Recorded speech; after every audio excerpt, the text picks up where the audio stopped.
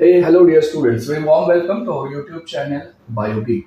सो आज के इस वीडियो में हम देखेंगे डीएनए सीक्वेंसिंग की एक मेथड।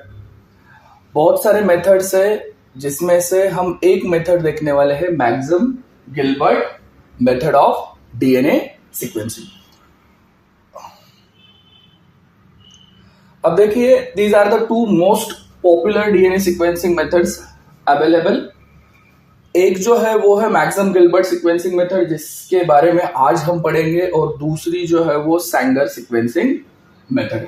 सो ये तीनों साइंटिस्ट है ओके, जिन्होंने ये दो मेथड जो है वो डिस्कवर किए थे। सो पहली जो मेथड थी मैक्सम और गिलबर्ट की, जो एलन मैक्सम और वॉल्टर गिलबर्ट ने डिस्कवर की है या हमें बताई है, और दूसरी जो है वो फ्रेडरिक सैंगर ने दी थी हमें, सैंगर सीक्वेंसिंग मेथड। ठीक है। सो अब डीएनए सीक्वेंसिंग बेसिकली क्या है? तो डीएनए सीक्वेंसिंग में क्या होता है बच्चों कि अगर आपके पास डीएनए है,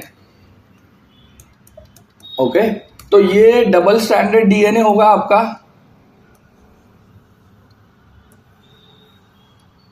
ठीक है। अब इस डबल स्टैंडर्ड डीएनए में अगर मैं उसको फिर से अलग से एक करूं,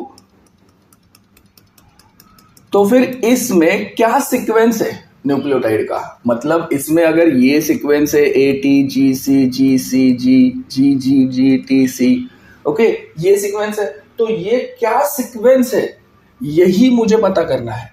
तो ये पता करने के लिए मैं क्या करता हूं, ये मेथड यूज करता हूं डीएनए सीक्वेंसिंग के।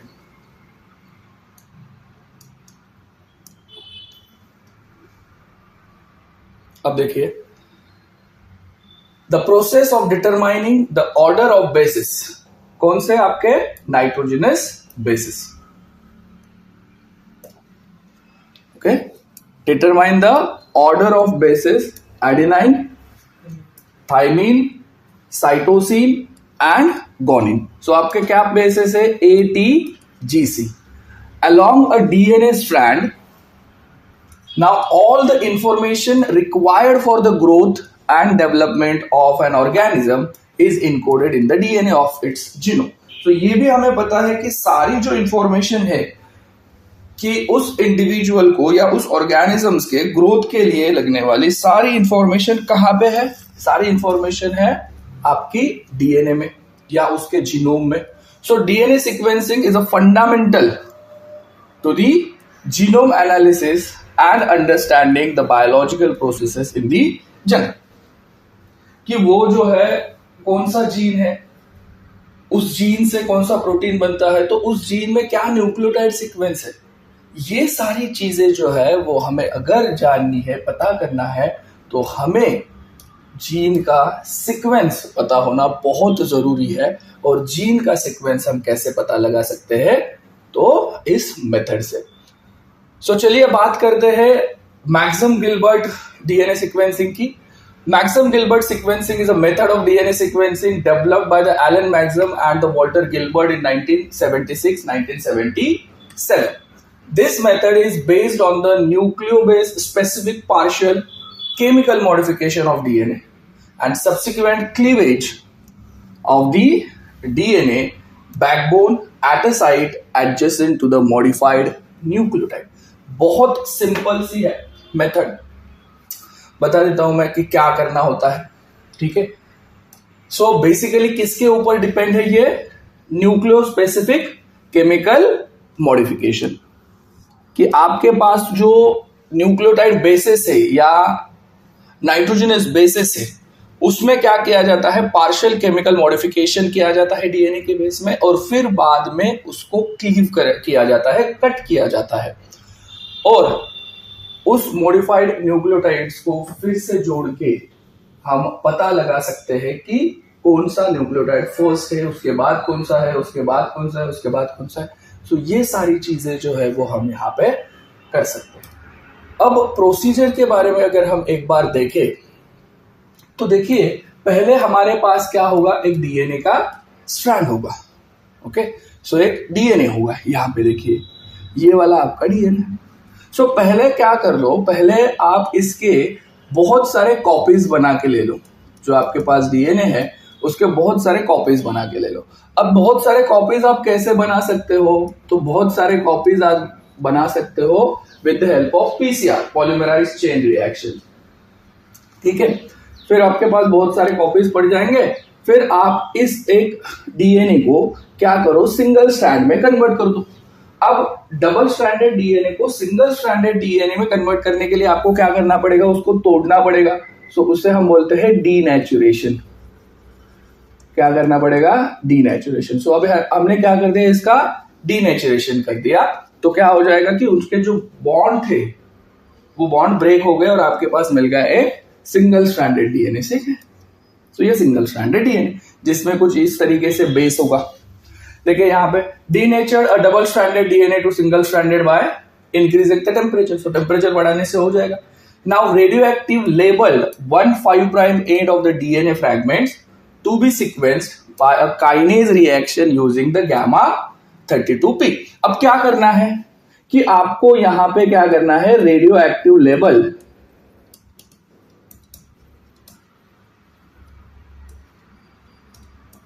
P32 फॉस्फेट ये ऐड करना है। ठीक है, सो यहां पे क्या होता है कि आप यहां पे ये रेडियो एक्टिव लेबल ऐड कर दो, और ये रेडियो एक्टिव लेबल कहां पे ऐड होगा कि डीएनए का जो 5 प्राइम एंड होगा, ये होगा 5 प्राइम और 3 प्राइम एंड। सो वो 5 प्राइम एंड के ऊपर ये जाके बैठ जाएगा। उस रिएक्शन को हम कहेंगे काइनेज रिएक्शन।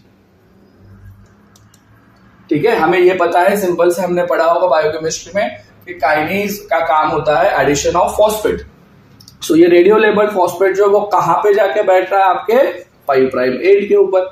मतलब आपको पता लग गया, आपका जो सीक्वेंस है वो सीक्वेंस क्या हो गया, आपका थोड़ा सा रेडियो एक्टिव हो गया। Now cleave the DNA strand at specific position using the chemical reactions. So अब हम यहां पे क्या करते हैं कि केमिकल रिएक्शन के यूज से उसको ब्रेक डाउन करते हैं।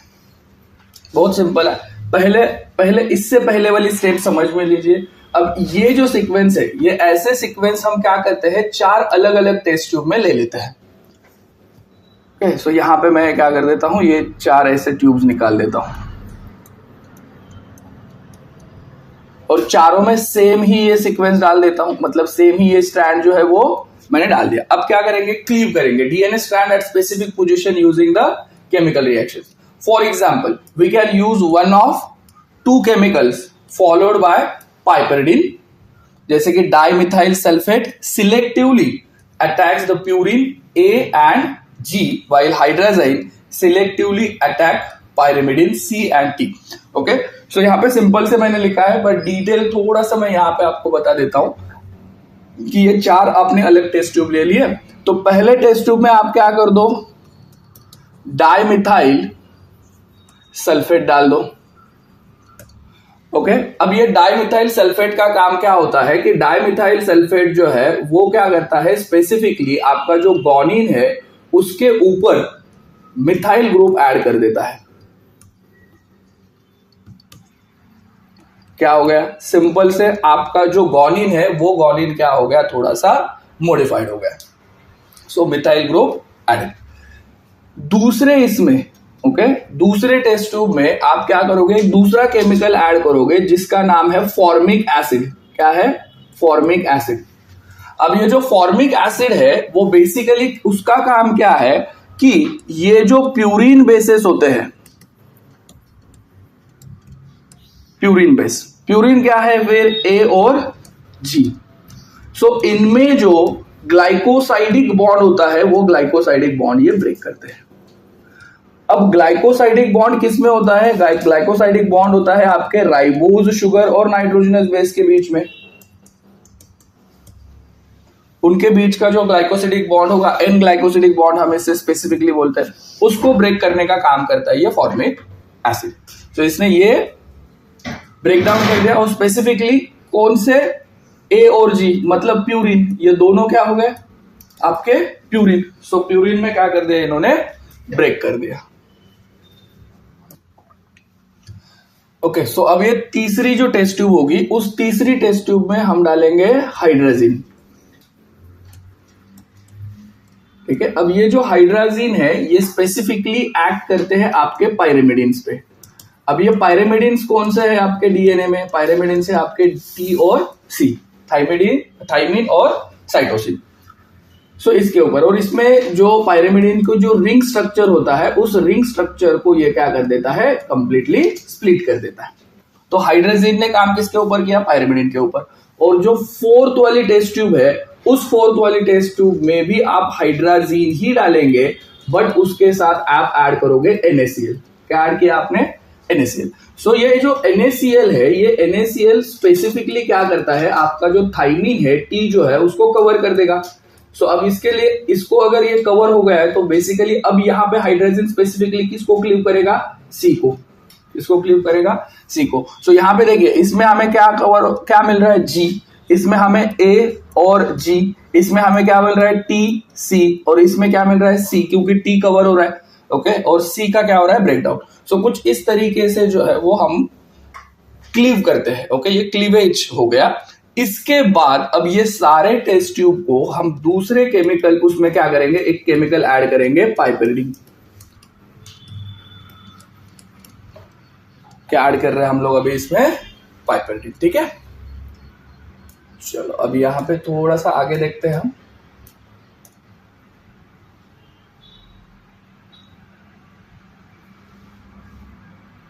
Now, the chemical treatments outlined in the Maximum Gilbert paper clipped at G, AG, C and C plus D. AG means that it cleaves at the A side but occasionally at G as well. So A और G में, जब पहले तो मैंने कहा था G में, so पहले इसमें क्या हो जाएगा? G के ऊपर कट हो जाएगा। दूसरे इसमें A और G था तो वो स्पेसिफिकली A पे कट करेगा, बट ओकेजनली वो G से भी कट कर सकता है। Now in 4 reaction tubes we will have several differently sized DNA strand procedure. Okay, so ये DNA strand जो है वो हम लोग अभी क्या करेंगे? अलग अलग साइज के हैं। तो यहाँ पे हम करेंगे इलेक्ट्रोफोरेसिस। अब इलेक्ट्रोफोरेसिस हमें क्या पता है कि इलेक्ट्रोफोरेसिस जो है वो साइज के ऊपर क्या करता है? मॉलिक्यूल को सेपरेट करता है, आइदर साइज के ऊपर या तो फिर चार्ज के ऊपर। सो देखिए क्या है इलेक्ट्रोफोरेसिस का principle. A method used in the research laboratories for separating the molecules according to their size and electrical charge. So an electrical current is passed through the medium that contains the mixture of molecules. So each kind of molecules travels through the medium at a different rate, and depending upon its electrical charge and molecular size, smaller molecule goes faster. So simple सा हमें यही पता है कि electrophoresis में हम क्या कर रहे हैं? साइज के ऊपर सेपरेशन कर रहे हैं। सो जो स्मॉलर साइज के फ्रैगमेंट्स होंगे वो क्या करेंगे? बहुत फास्टर रेट से मूव करेंगे, और जो लार्जर साइज के होंगे वो वेल के नजदीक ही रहेंगे। Now the separation of the molecules occurs based on this different differences. अब यहां पे वही किया जाता है। Now this fragments are electrophorese, migrate in an acrylamide gel for size separation.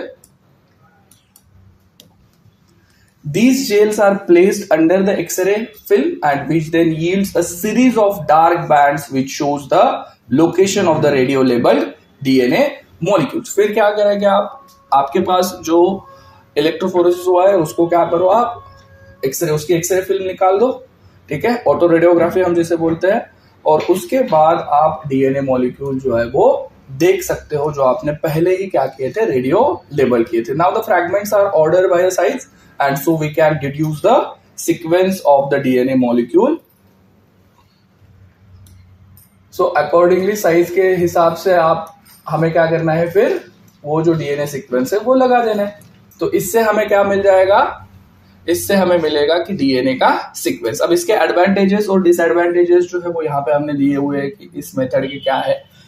So no premature termination due to the DNA sequencing. Then stretches of DNA can be sequenced, which cannot be done with the enzymatic method. Then purified DNA can be read directly. Homopolymeric DNA runs are sequenced as efficiently as heterogeneous DNA sequence. Can be used to analyze DNA protein interaction. Then can be used to analyze the nucleic acid structures and epigenetic modifications to the DNA. So ये कुछ advantages है Maxim Gilbert के। Disadvantages भी कुछ होंगे। Okay, सो क्या disadvantages है? Not widely use of radio activity and the toxic chemicals. It requires the extensive use of hazardous chemicals. It has a relatively complex setup. Then it is difficult to scale up and cannot be used analyze more than 500 base pairs. Then the read length decrease from the incomplete cleavage reactions, and it is difficult to make the maximum Gilbert sequencing based on in DNA kits. और एक disadvantages है कि आपको पहला जो nitrogenous base है, first nitrogenous base या first nucleotide जो होगा वो आपको कभी पता नहीं चलेगा इसमें. ओके, सो ये कभी नहीं पता चलता. सो ये एक डिसएडवांटेजेस है.